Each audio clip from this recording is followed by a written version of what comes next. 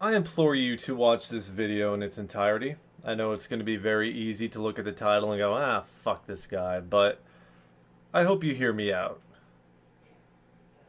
Now, yesterday, or a couple of days ago, YouTube, Facebook, Twitter, and Microsoft said that they were going to make a concerted effort to crack down on hate speech. And Twitter lost its shit. And they created this hashtag that trended for quite some time entitled hashtag I stand with hate speech. I couldn't believe it. I saw that and I'm like, it infuriated me. Because I couldn't believe that somebody would openly, actively, publicly state that they stand with hate speech. That they stand with something as incendiary and, well, hateful as hate speech. And I sent out my tweets about it, and I've had some time to ruminate on it, and I've had some time to think about it. So, essentially, I want to give my thoughts on what I consider to be hate speech, or what I think about hate speech. Both, actually. I do think hate speech exists. And people that think it doesn't exist, I think they don't understand the weight that certain words and phrases can carry. To some people, words can be just as hurtful and injurious as actions. And sometimes those hateful words can lead to hateful actions. For example, Muslim guy, Middle Eastern looking guy, has people coming up to him all the time, calling him a terrorist, profiling him, saying, you know what, you should go back to the Middle East, and when Trump becomes president, you won't be allowed here anymore. Making him feel like he doesn't belong, making him feel like he's wrong for being Muslim, wrong for being from, the Middle East or having Middle Eastern heritage. And he gets really depressed and really tired of it. And he contemplates suicide. Same thing happens with gays and lesbians and bis and transgender people. People derogate them and insult them for so long that it begins to depress them and harm them, so they harm themselves. So yes, words can be just as harmful as actions. So I do believe that hate speech exists. There are some people that say really hateful, racist, incendiary things just to say them, just to be racist, just to be hateful, just to be spiteful to people on the basis of the color of their skin or their sexual orientation or their gender. Of their gender identity.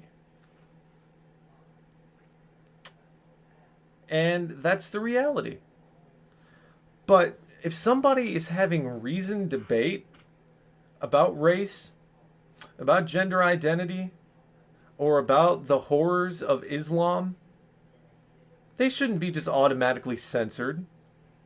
They shouldn't be blocked, banned, suspended. They should be able to continue that reasoned debate.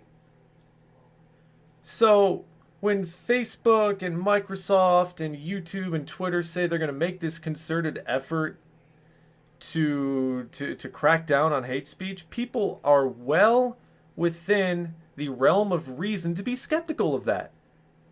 Because who knows what they're going to consider hate speech? John Ariella, she made me think with the tweet that she put out. And you need to come back to YouTube and make some videos, Johns. But she's off doing her podcast thing. She's one of the OG ranters. She used the I stand with hate speech hashtag to say, because I question what you consider hate. That's not exactly what she said, but that's, in essence, that's what she said.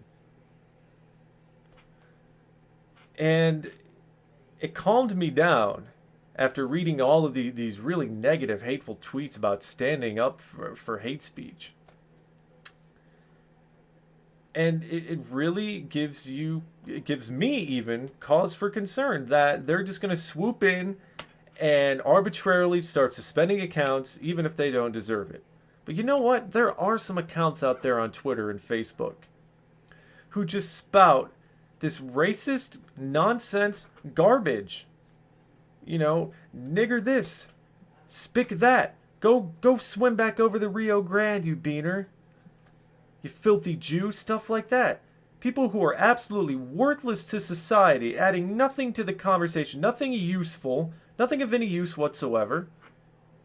Who, if they get suspended, I don't care. Just as you have the right to spew your hateful rhetoric, I and others have the right to stand against it, to stand up to it and say that it is wrong to discriminate against somebody on the basis of their skin color or their sexual orientation or what have you. We have the right to not tolerate it. And it's a battle that's going to wage on and on and on, especially because the Trump tornado keeps on spinning, and that tornado is bringing all of these people, these really hateful people, out of the woodwork because they see this guy who could be the next president of the United States spouting hateful things about Mexicans, spouting hateful things about Muslims and the refugees, and they feel more emboldened to come out and be hateful right along with him. So it's going to get worse, folks. It's going to get a hell of a lot worse. Yes, I believe hate speech does exist. And yes, it needs to be fought against. But they're well within their rights to do so. And as long as they're keeping it civil, and I've had people jump all over my ass and say that I'm pro-censorship because I think somebody going on Twitter and calling them, you know, just spewing racial slurs all over the place with no substance whatsoever. They say I'm all pro-censorship because I think that they should be blocked. You know what? Fine. I don't know how to change your mind on that. But I think that they are essentially worthless. And I don't think I'm in the minority there. Because, hey, you're free to go out and be a racist. You're free to go out and browbeat minorities with slurs. If you want to make yourself look like an idiot to the majority of people who think that kind of stuff is hot garbage, you're well within your rights to do so. But if Twitter decides to ban you for it, they're well within their rights to do so as well.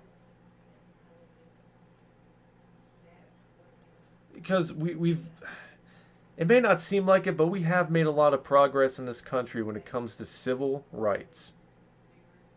We have. Some people would argue with me on that. But compared to where we were pre-1965, you know, things have gotten a lot better. And we don't need to regress. We need to progress. Which is why I'm a progressive. So when you take to Twitter and you say that you stand with hate speech, do you know what you're implying? You're implying that you stand up for the guy who's berating this black person, calling him a nigger or some other racial slur for no reason whatsoever. You're implying that you stand up for the guy that's walking up to the Mexican saying he doesn't belong here, making him feel like he doesn't belong, saying that he's probably an illegal immigrant and he needs to go back to where he came from.